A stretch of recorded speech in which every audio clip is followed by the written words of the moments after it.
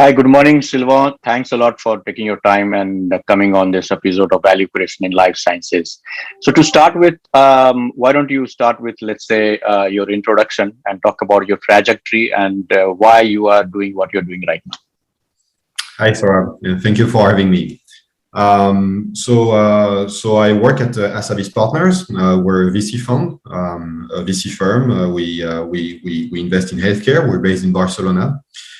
We currently have a fund of 120 million euros under management. We invest across the board in human healthcare, meaning that we do everything in healthcare, but we only do human healthcare. So we do biopharma, we do medtech, traditional type of medtech, implantable type of medtech, in particular, catheters and valves and heart pumps.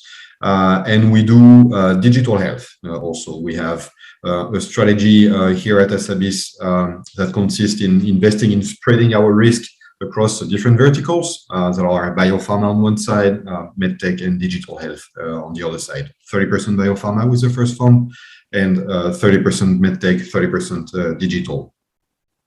So we started operations in 2018. Beginning of 2019, really, with the first investments made at the beginning of 2019. We have currently a portfolio of 12 companies, 70% of them in Spain, 30% outside.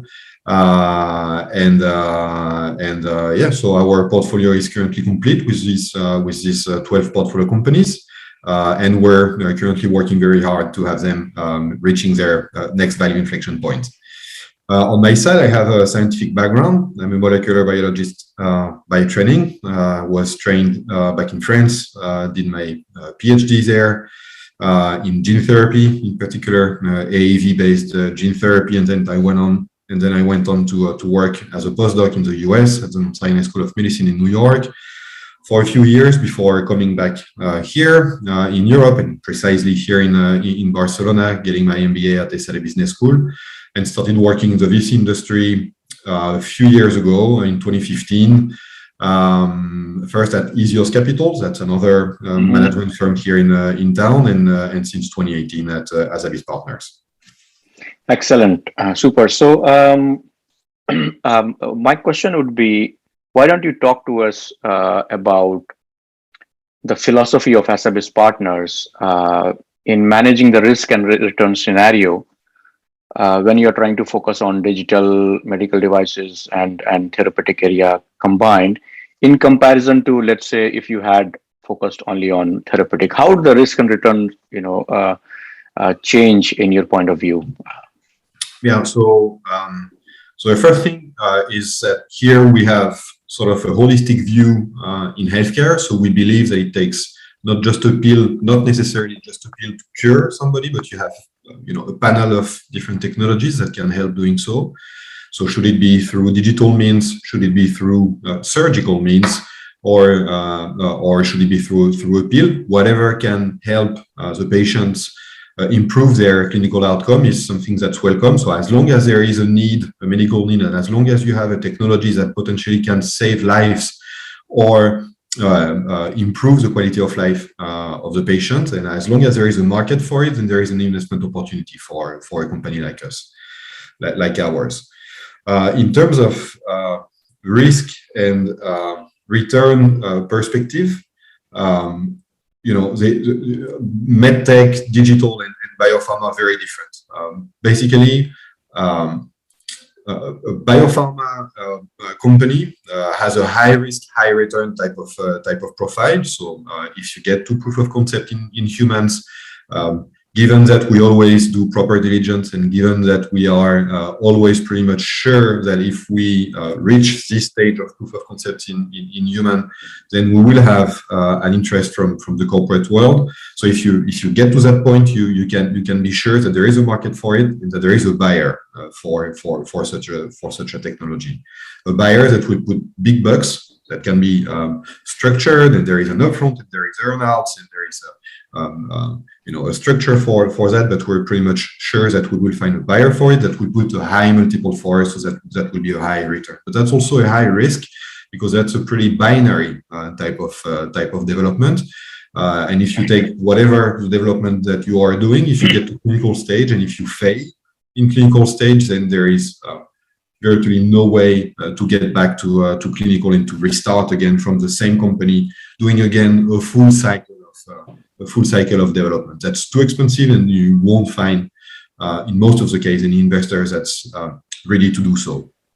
On the medtech side, it's a little bit different because you can always iterate. You can have technologies and you can try and test this technology in animals and in human. And if you have to go back to the lab and improve this technology, you can always iterate. It takes time, it takes money, but it doesn't take as much time and money as it is in the biopharma industry. So you can do it, and you can come back to the human. You can actually have sort of a beta or an alpha version of your device that can actually be approved and commercialized, even if it's not perfect. If it's safe, if it's efficient, then it will be commercialized. But then you can always go back and have version 2.0 that's developed in the meantime. So in terms of risks, that's not just same type of risk. That's much less binary. This being understood also that the type of return is not the same. In the biopharma industries, that's very common to see $billion deals. In the medtech, traditional medtech industry, we're not at these levels. We're more at below 500 millions type of deals, which can still significate, which can still mean very good returns for investors. And in the digital segment, that's very interesting because digital therapeutics can be very quick to develop. So you can be very, very quickly on the market. There is a regulation that's coming up, and there is, on the FDA side, on the CE mark, and on the pricing and reimbursement things. That's still a very early industry, sort of. So still a lot of things moving there. But you can still be very early on in the market, selling your technology and improving the technology while you're selling it. So the risk profile of this digital therapeutics is also, and again, very, very different from the two first ones. Correct. So for us, that means that investing across biopharma, medtech, and digital is an interesting mix of risk and returns. We believe we're balancing the portfolio in terms of risk that way, and we're also balancing the portfolio in terms of return. So good mix for us, and we will a priori continue doing these types of investments in the future. Perfect. That's a very interesting point because what happens is that when the risk is very high, the variability of the return also is very high, right? You could, and of course in therapeutics is mostly 0 or 1. But another interesting point I think in this approach, which I find is that suppose your benchmark is to get 8% return, for example, that let's say all industry is making, or let's say if you had invested in S&P 500, you get 8%, right? So as a VC, you at least expect to exceed that, and that's why you're investing at the early stage, right? However, if you lower the risk, right? But many people do not talk about that is that you can get, if you are able to get that benchmark return, let's say you're right now trying to aim alpha, 8% plus alpha through investing in therapeutics. But if you are able to get that 8%, by investing in, let's say, low risk asset, for example, that's also a very good deal, because, many investors are not able to get that benchmark as well, right?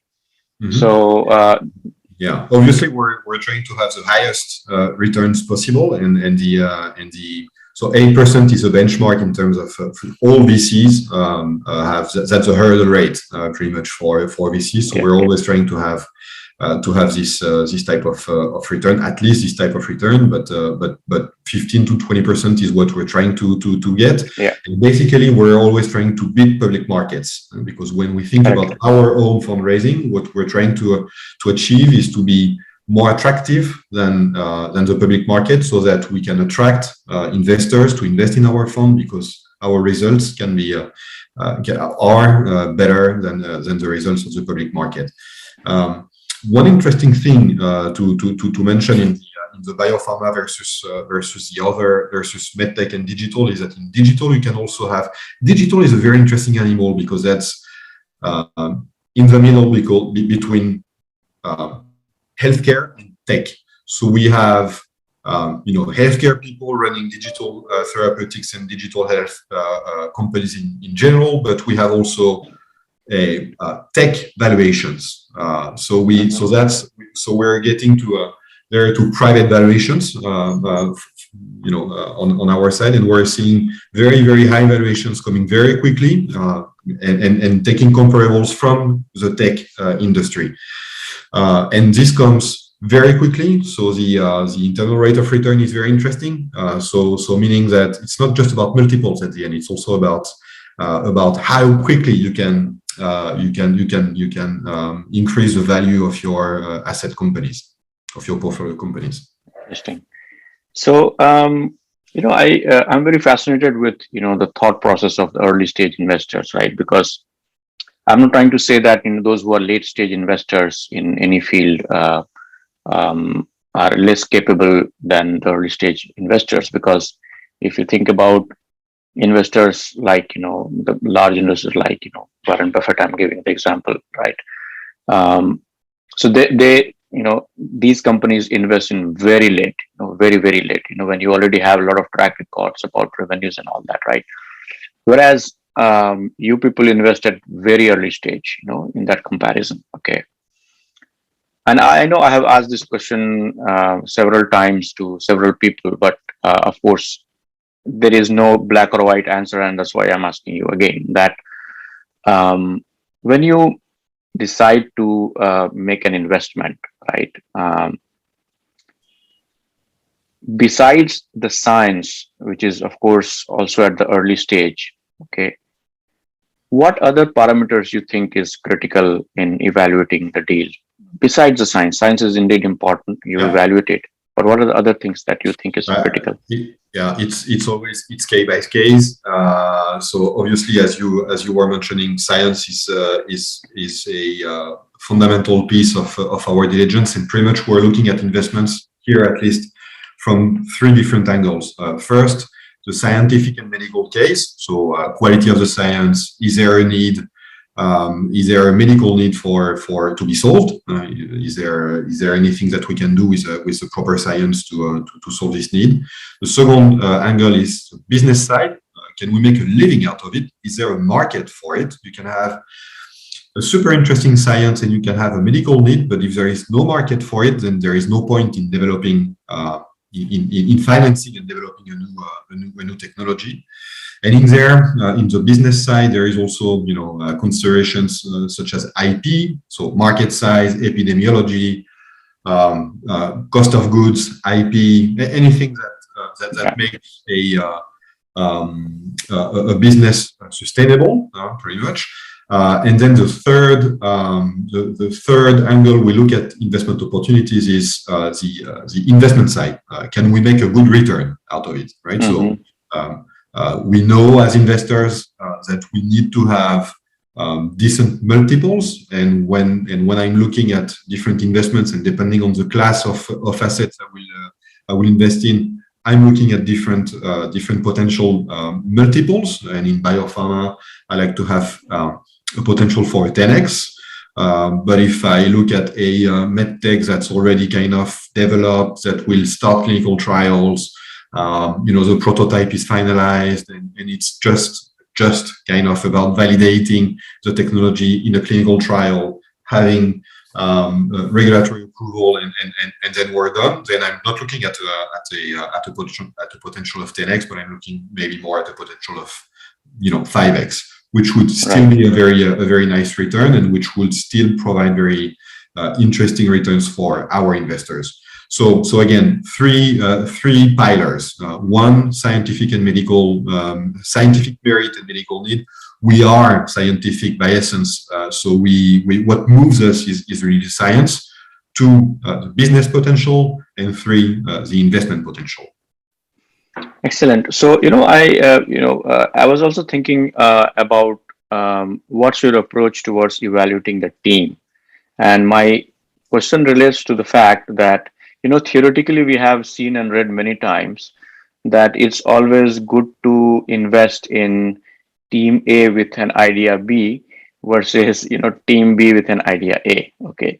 So, but however, I wanted to understand: have you, in your experience in both the investment fund you have worked, have you came across a deal where you thought that the I mean to say, in medical world, many times the deal may not be disruptive in the sense that there are still significant segment of the patients who may not respond to the current treatment and so on, right? So in that respect, have you come across where you felt that the idea was B, but the team was A, so hence we should invest it, or is it a very theoretical and very hard to kind of do in reality? No, I mean, the team is obviously part of our diligence. It can be, in theory, a reason for not investing. So we obviously like to have teams with people that we trust will manage the company appropriately. We believe we have this type of management teams in every single companies in our portfolio. So we have, and obviously the best case scenario is to have a serial entrepreneur and a serial management team, managing the company, but it's not always the case. And first-time CEOs and first-time teams can also do a proper job. Here at Asabis, we've created out of our first fund, we've created 3 companies out of scratch. So companies that were not existing before. So we've done all the work of licensing assets out of research institutes. We've done all the work in terms of structuring the company, financing it, looking for management teams, and so on. And what we look for when we look for a new CEO, we look for somebody with this potential of managing a company from different angles in a good way. So we're thinking about a business person, but also a people person, somebody that can manage teams properly, somebody that has the vision of what needs to be done, the 10,000 feet view, not just a person that sees the details of everything and of the day-to-day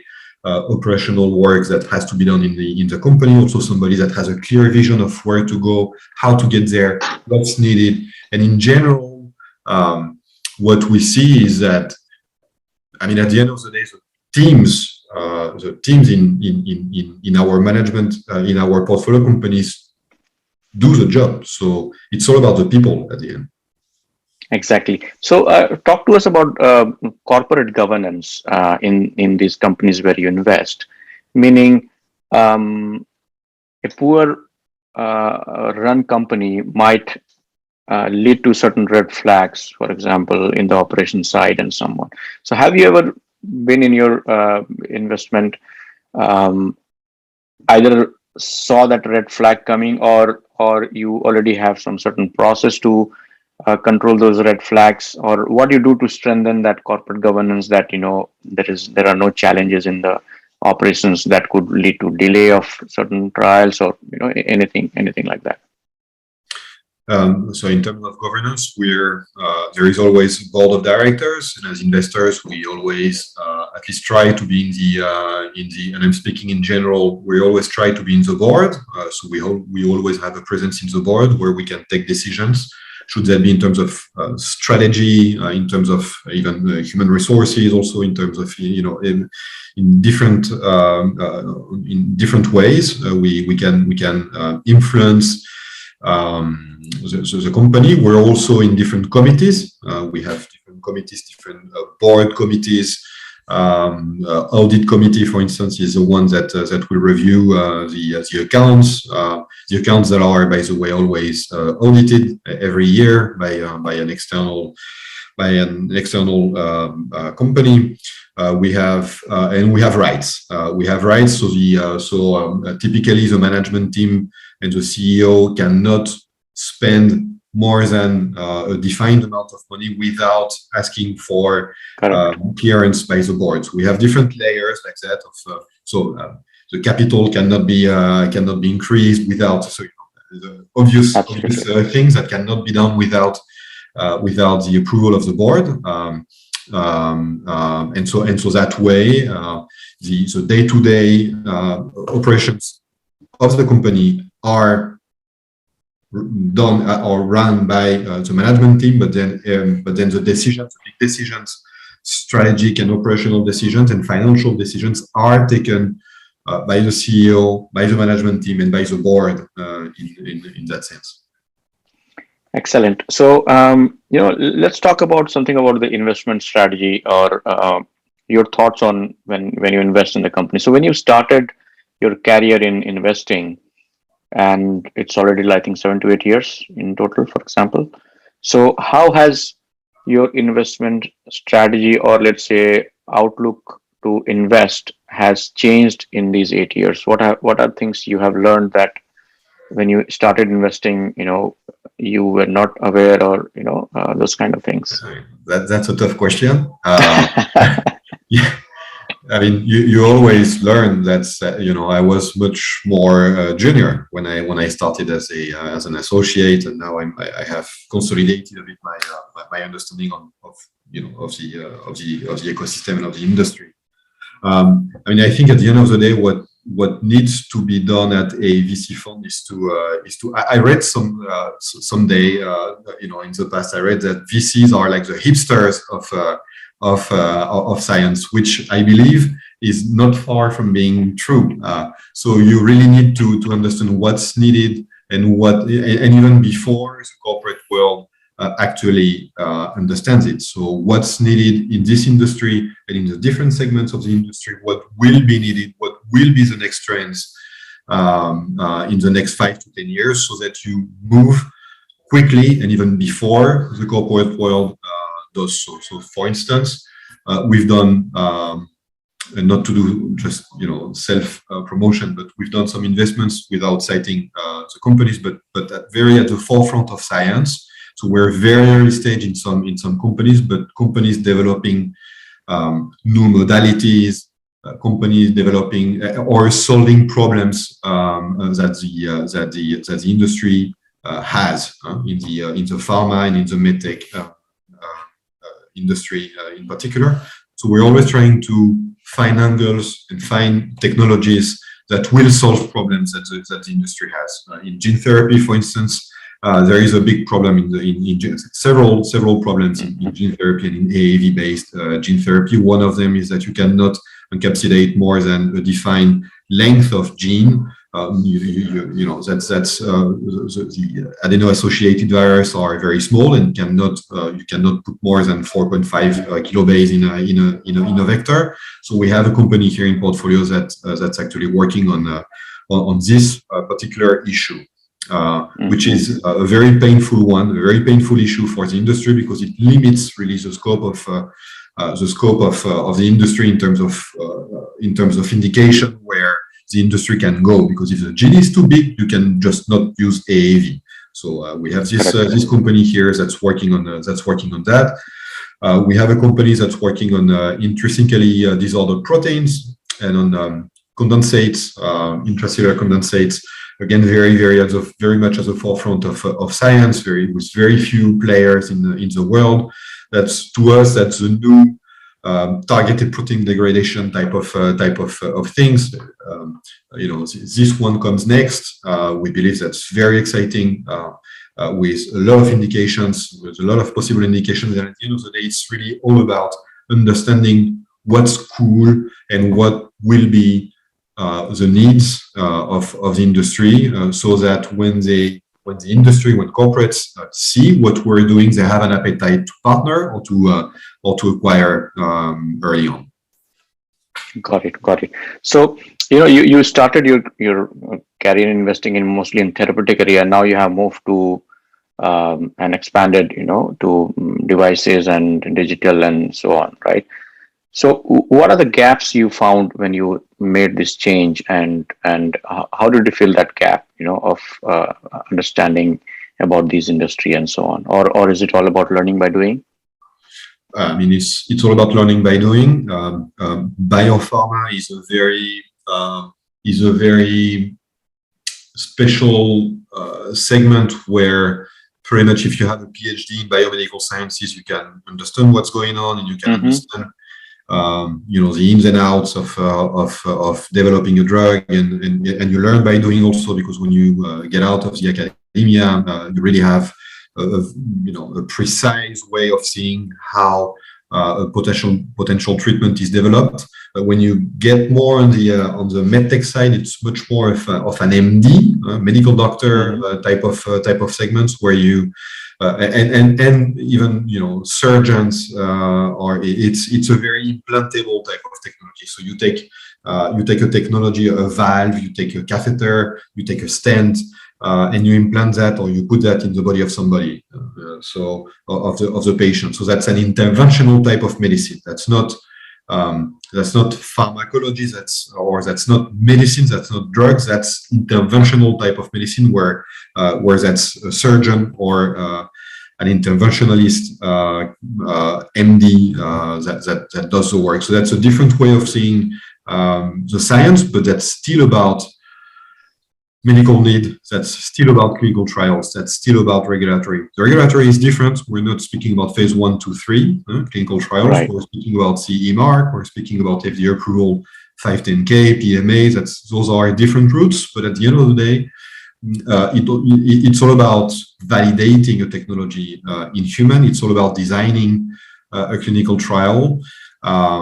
The science that's below is more of an engineering type of science in medtech, and more of a biomedical type of science in biotech. Right. Excellent. So now let's shift towards the current biotech crisis. Okay, that has happened, and let us discuss something about the psychology of investing here. Meaning, now let's say if I ask you, let's say we move back, we time travel, and let's say we are in December before the market has not crashed. Okay, December 2021, and right now, okay, how your thinking has changed when you view this crash? Meaning, are you happy now that you'll be getting a better price by negotiation, or you're sad because that has kind of created panic in the market? Or do you see yourself that now you'll be very careful in selecting investments, because many companies have failed? For example, many investors have lost money. So is there any difference between the psychology of investing between December and right now? No, at VC level, I'm not. So obviously, that's not a good moment on public markets. A lot of companies are trading below cash. We will see very, very little IPOs this year. So if you compare that with 2020 and 2021, that's a dramatic change. So nobody's happy about that. I'm not happy about that. I think nobody would be. But do I panic about it? No, there is no sentiment as far as I can tell, at least here. We're not panicking about it. Private investing is a bit different from public investments. I think it's interesting. It's necessary to reflect a bit on what's happened in the last 2 years. And really, if you think about where we were 2 years ago in the midst of COVID. And on what's been the effect of COVID on the public markets. So we were in a situation with low interest rates, with central banks printing a lot of money, so a lot of capital available out there. Should it be in Europe? Should it be in the US?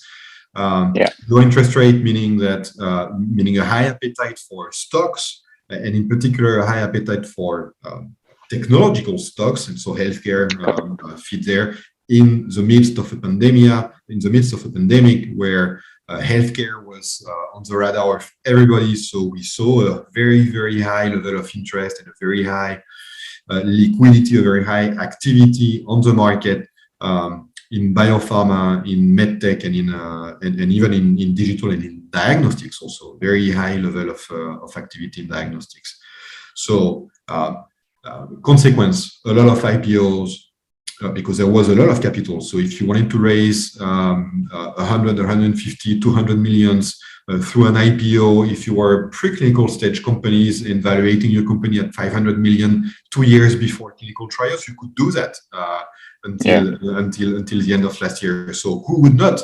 If you have an opportunity to do so, and if you have the good news flow coming up, and if you believe that the price of the stock will sustain itself because the market is wide open, then it makes sense to do so. But then we saw SPACs also, by the way. SPACs, that's very 2021. SPACs today are not that fancy anymore. We saw a very high level of follow-on also. I mean, at the end, there was a lot of capital and a lot of capital around, and a very high interest in participating in IPOs or follow-on investments in the healthcare field. But now the situation has changed, and so we are kind of at the end of COVID. At least we hope so. At least we're at the end of the hard phase of COVID, where the economy stops and where everything is complicated. We see it as a chronic phase where people will have COVID but will either continue working, or the world won't stop anymore. So in that sense, COVID is behind us, but now we have new problems, geopolitical problems on the one side, with uncertainties on what's going on and what will happen in the future. We have interest rates going up, which all in all are very relevant headwinds. Retail investors in particular are not just starting since the beginning of this year, the end of last year. Retail investors have shifted their strategy and have progressively exited the healthcare space in general, and they're trying to place their bet and place their asset on more secure type of assets, bonds, gold, and different types of assets that are not deemed as risky. So we're seeing the Nasdaq Biotech Index going down dramatically since the beginning of the year. And we see a number of biotech companies again trading below cash, which I don't think is very realistic. We were in a bubble before, or a bubble of overvaluation, and now we're in kind of a bubble of undervaluation, where I do think there is opportunities to invest. There is nice opportunities for investors. But now for private investors, what we see is still a healthy level of investments. If you look at Series A, maybe we'll see some less Series A as compared to last year, but we still see very big Series A, 50 million plus Series A. That's common to see that. We still see a lot of them both in the US and in Europe. We still see companies that are well financed to go through their developments. But now, as a VC, the way I see my portfolio companies, not necessarily as regarding my new portfolio companies, but the existing one, if I had to choose, obviously, between IPOing today or financing it privately, I would financing it privately, because so first, I don't necessarily have a choice. The window is closed, and that would be very, very challenging, difficult to actually find investors to finance my companies, even more if they're early stage, preclinical or early commercial stage in pharma and in digital. But also because I would rather protect my investments, and I would rather finance them privately, let the market recuperate, get back on its feet, and then IPO my company so that the stocks behaves properly. So for me, that's a big change between the end of last year and this year. But the thing is also, for me, the fundamentals are still here. So there is a hiccup right now. Maybe not just a hiccup. There is a correction in the market right now, but still the fundamentals are here. the biopharma and the medtech industries are not innovating internally anymore, or very, very little. They're acquiring both, acquiring or in different ways. They're doing M&As, they're doing partnerships, licensing, different types of strategies to partner with externals. But they're mainly partnering. Business development is a new R&D, really in a, in, a, Yeah. in the industry. So, and this is not going to change this year or next year. This is something that's here to stay. At the same time, we still have medical needs to solve. There is an aging population, a lot of chronic conditions. Should it be fibrosis? Should it be chronic oncology? Is not chronic, but cardiovascular, CNS. A lot of indications are forecasted to increase in terms of epidemiology and in terms of number of patients that will need to have a solution for their condition. So I do believe that we are overall, if we take the 10,000 feet view and if we look at if we look longer term, we're still in a nice trend when it comes to the development of the ecosystem of the pharma, of the small startups, small and bigger startups in the pharma, medtech, and digital health industry. Perfect. So now my last question, so that we are on time, and so my last question is that as an investor, right? You evaluate deals, you make certain decisions to invest and do portfolio management so that you give proper returns to the LPs and so on, right? Do you miss the execution part where, or do you like to be in the future, change your career from the investor to being the CEO of the company and execute it, or you think that, this is what you would be doing for your life, forever? I mean, it's difficult to answer if I but at least I like what I do. I see myself more as an investor than on the operational side. Those are different jobs. Exactly. Not that I don't think that's interesting to be in a startup companies. It's very exciting to develop a new drug. But on the other side, as a VC, you get to see a lot of projects. You're not just focused on one development of one drug or one class of drugs or class of technologies in the medtech side. You see a lot of different companies, a lot of different technologies. You interact with a lot of people, and this is really what I wanted to do. Actually, when I decided that I would stop working in the academia, the reason was that working in the academia was very narrow in a way.